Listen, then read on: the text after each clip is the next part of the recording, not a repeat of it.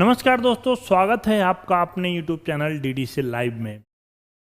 दोस्तों, साइंस के class 10th के PYQ क्वेश्चन, जिसमें टारगेट है हमारा MCQ, जो हर पेपर में 20 मार्क के होते हैं।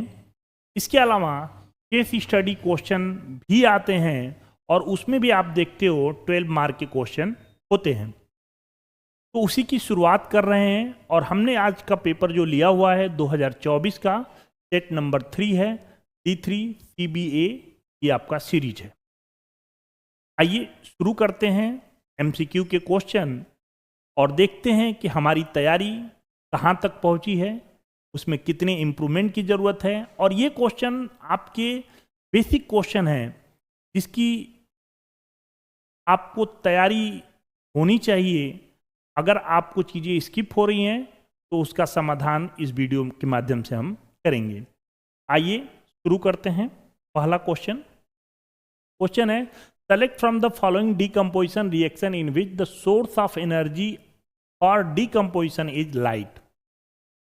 तो डीकम्पोजिशन रिएक्शन आपने पढ़ा था थर्मल डीकम्पोजिशन, दूसरा आपने पढ़ा था इलेक्ट्रोलाइट और तीसरा आपने पढ़ा था फोटोलिटिक रिएक्शन। थर्मल की बात करें तो FeSO4 वाला थर्मल का ऑप्शन है। कैल्शियम कार्बोनेट भी हमारा थर्मल डिकम्पोजिशन का एग्जाम्पल है। H2O वाटर का हमने इलेक्ट्रोलाइसिस कराया था, तो ये आपका इलेक्ट्रोलाइसिस का है। क्वेश्चन पूछा गया है डीकम्पोजिशन रिएक्शन जो लाइट की उपस्थिति में होती है, तो लाइट की उपस्थिति में सिल्वर ब्रोमाइड को सिल्वर और ब्रोमीन में ब्रेक करते हैं, जिसका ब्लैक एंड व्हाइट फोटोग्राफी में यूज होता है। तो ये इसका आंसर होगा सी पार्ट। आई होप आपको भी ये चीजें मालूम होंगी। नेक्स्ट क्वेश्चन है, when 2 ml of the sodium hydroxide solution is added to the few pieces of granular zinc in test tube and then warmed, the reaction that occur can be written in the form of balance chemical equation. तो अगर इस question को अगर ध्यान दें तो sodium hydroxide का zinc के साथ जब रिएक्शन कराते हैं तो सोडियम जिंकेट बनता है। यही एक रिएक्शन और आपने पढ़ा होगा कि सोडियम हाइड्रोक्साइड का अगर एल्युमिनियम के साथ रिएक्शन कराते हैं तो सोडियम एल्यूमिनेट बनता है और इसके साथ साथ हाइड्रोजन गैस रिलीज होती है। आपको फार्मूला याद होना चाहिए सोडियम जिंकेट का। यहाँ फार्मूले में देखिए, अगर यहाँ पे देखें तो Na2ZnO2 है, यही हमारा राइट आंसर होगा। सोडियम हाइड्रोक्साइड का जिंक के साथ रिएक्शन, वाटर नहीं रिलीज होता है, यहाँ पे हाइड्रोजन गैस रिलीज होती है। आई होप इसका भी आंसर आपको अच्छे से मालूम रहा होगा। नेक्स्ट क्वेश्चन की तरफ अगर बढ़ें तो तीसरा क्वेश्चन है MnO2 + 4HCl, MnCl2, H2O और Cl2, है ना। NCERT बुक का लास्ट टॉपिक ऑक्सीडेशन रिडक्शन से यहाँ क्वेश्चन है ये। The reaction given above is a redox reaction because in this case. अब आपको रेडॉक्स रिएक्शन के बारे में थोड़ा बहुत मालूम होना चाहिए। जैसा कि आपने पढ़ा होगा कि रेडॉक्स रिएक्शन उस रिएक्शन को कहते हैं जिसमें ऑक्सीडेशन और रिडक्शन दोनों का एक साथ होता है। इस रिएक्शन में ऑक्सीडेशन क्या होता है, तो ऑक्सीजन का जुड़ना और हाइड्रोजन का रिमूव होना ऑक्सीडेशन कहलाता है, ठीक है। और रिडक्शन क्या होता है, तो रिडक्शन में आप कहते हो ऑक्सीजन का रिमूव होना, हाइड्रोजन का जुड़ना क्या कहलाता है, रिडक्शन कहलाता है। अगर आप ध्यान दो तो ऑक्सीजन का जुड़ना और हाइड्रोजन का रिमूव होना ऑक्सीडेशन कहलाता है। HCl को अगर देखो आप तो ऑक्सीजन जुड़ तो नहीं रहा है लेकिन हाइड्रोजन यहाँ से रिमूव हो रहा है। इट मीन्स इसका क्या हुआ है, ऑक्सीडेशन हुआ है, तो ये ऑक्सीडाइज लिखा हुआ है यहाँ पे, ठीक है।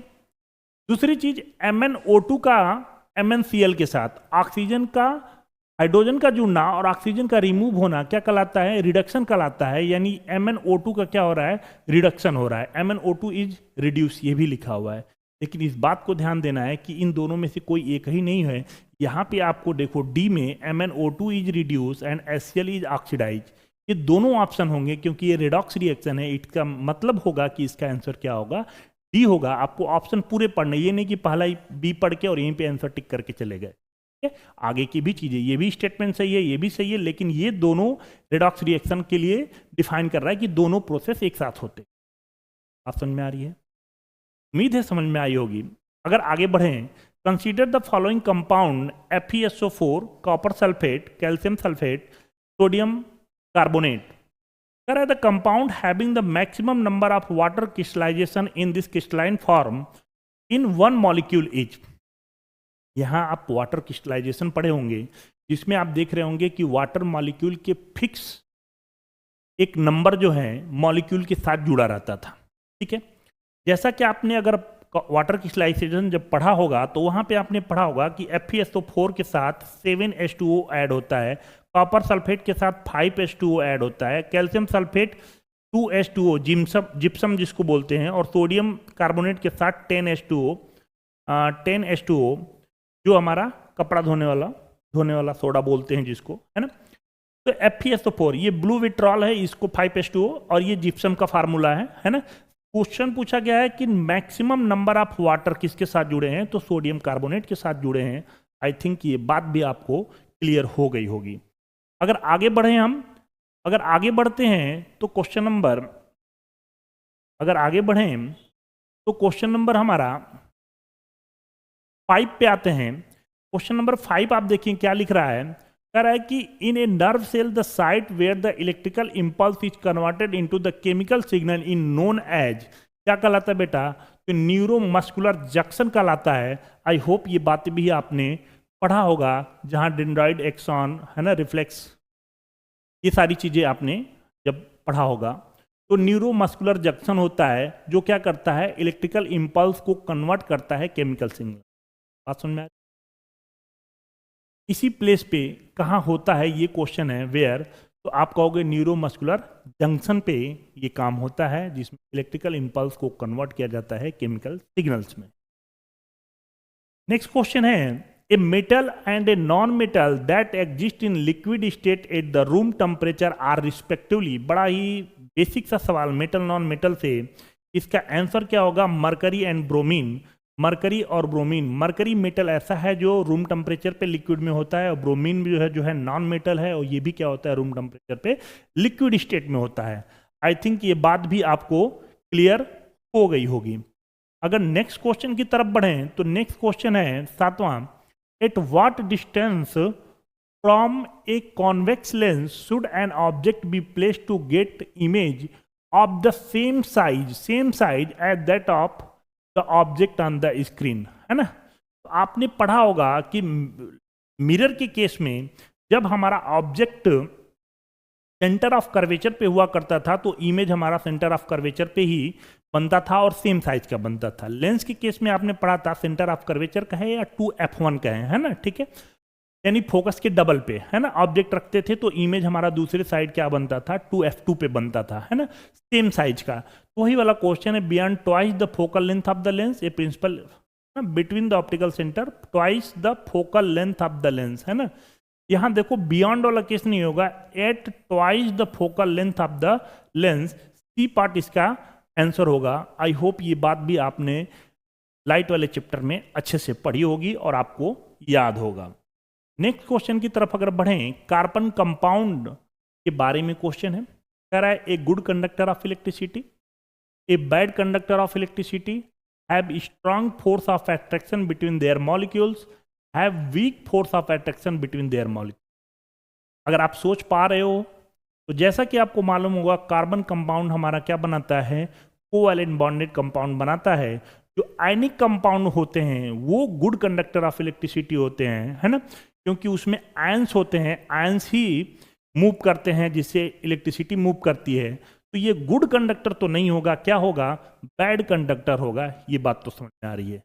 दूसरी चीज, जो आयनिक कंपाउंड होते हैं उनमें स्ट्रॉन्ग इलेक्ट्रोस्टैटिक फोर्स लगती है, जबकि कार्बन कंपाउंड में क्या होता है, वीक इलेक्ट्रोस्टैटिक फोर्स लगती है। तो यहां पे भी ये ऑप्शन भी सही होगा, have weak force of attraction between their molecule. तो यहां अगर बात करें दूसरा और चौथा कौन सा आंसर होगा, C part will be the right answer. I hope ये बात भी आपको अच्छे से समझ में आ रही होगी। Next, oxide of aluminium and zinc are, है ना। तो ये बेटा आपको याद रखना है, एल्युमिनियम और जिंक के ऑक्साइड जो होते हैं एम्फोटेरिक ऑक्साइड होते हैं, और ये हमारा आंसर क्या होगा, सी पार्ट होगा। ये आपको अच्छे से याद होगा। इसके रिएक्शन भी पूछे जाते हैं तो आपको इसका रिएक्शन भी आपको याद रखना है। आई थिंक ये बात आपको क्लियर हो गई होगी। आगे बढ़ें तो आगे अगर क्वेश्चन देखें तो नेक्स्ट क्वेश्चन है क्रोमोसोम्स के बारे में। कह रहा है क्रोमोसोम क्या करते हैं, तो carry hereditary information from parent to the next generation, are thread-like structure located inside the nucleus of the animal cell, always exist in the pair in the human reproductive cell, are involved in the process of cell division. तो chromosomes के बारे में आपने पढ़ा होगा, involve होते हैं cell division process में भी, और carry heredity information from parent to the next generation, ये भी आपका सही होगा। यानी first and fourth will be the right answer. अगर इसका देखा जाए तो इसका आंसर क्या होगा, डी पार्ट होगा। आई होप ये बात भी आपको क्लियर हो गई होगी। नेक्स्ट क्वेश्चन की तरफ अगर आगे बढ़ें तो 11th क्वेश्चन है, कंसीडर द फॉलोइंग स्टेटमेंट। क्या स्टेटमेंट है? The sex of the child is determined by what it inherit from the mother, है ना। तो अगर सेक्स के बारे में बात करें तो सेक्स बच्चे का मदर से डिसाइड नहीं होता है, ये बात गलत होगी, है ना। The sex of the child is determined by what it inherit from the father, ये हमारा बी पार्ट इसका सही होगा। आगे भी क्वेश्चन है, कर the probability of having a male child is more than that of the female child, नहीं। The sex of the child is determined at the time of fertilisation when the male and gametes choose to form a zygote, ये भी हमारा option सही होगा। यानी second and fourth which one, this one, B. इसका answer क्या होगा, B part होगा। आई होप ये बात भी आपको अच्छे से समझ में आ रही होगी। चलते हैं अगर आगे अगले क्वेश्चन की तरफ। नेक्स्ट क्वेश्चन देखें अगर, तो हमारा नेक्स्ट क्वेश्चन है, which one of the following organ is not a part of the human female reproductive system. तो ह्यूमन रिप्रोडक्टिव सिस्टम, ओवरी तो होता है भाई, यूट्रस भी होता है, फॉलोपियन ट्यूब भी होता है ना, फॉलोपियन ट्यूब, ठीक है। ये वास डिफरेंस ये नहीं होता है, ये अपना फीमेल रिप्रोडक्टिव सिस्टम का पार्ट नहीं है। इट मीन्स इसका सही आंसर क्या होगा, नॉट पूछा गया है, vas deferens will be the right answer. क्या ये बात समझ में आ रही है? आगे अगर बढ़ें तो 13 question, in which of the following organism multiple fusion is a means of asexual reproduction, है ना। तो अगर इसकी बात करें तो इसका क्या होगा सही आंसर, इसका आंसर ये होगा, प्लास्मोडियम होगा। Plasmodium will be the right answer. इस क्वेश्चन का आंसर इस सेक्सुअल रिप्रोडक्शन का ये पार्ट होगा। In which of the following organism multiple fusion is a means of asexual reproduction, plasmodium होगा। बात समझ में आ रही है? अगर आगे बढ़े क्वेश्चन नंबर 14 पे, तो क्वेश्चन नंबर 14 अगर देखें, in bifocal lenses use for the correction of presbyopia, ठीक है। तो आगे कह रहा है कि इसमें upper portion of the convex lens for near vision and lower part is a concave lens for distance vision. Upper portion is a concave lens for distance and lower region for the convex for the near vision. इसका सही answer D part होगा।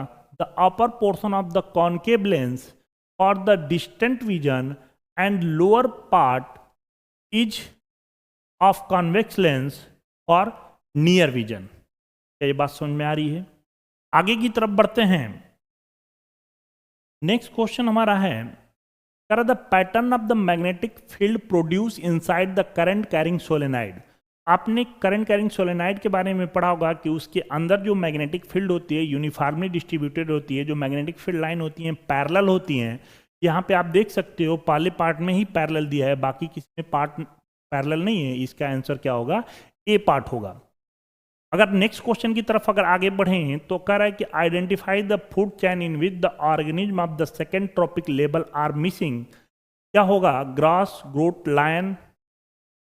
Next है zooplankton, phytoplankton, small fish, large fish, tiger, grass, snake, frog. यही हमारा answer होगा। C part will be the right answer, tiger, grass, snake और frog. इसमें आप देख रहे हो, है ना। तो क्वेश्चन है कि second trophic level are missing. तो इस वाले पार्ट में हमारा क्या है, सेकेंड ट्रॉपिक लेवल हमारा क्या है, मिसिंग है।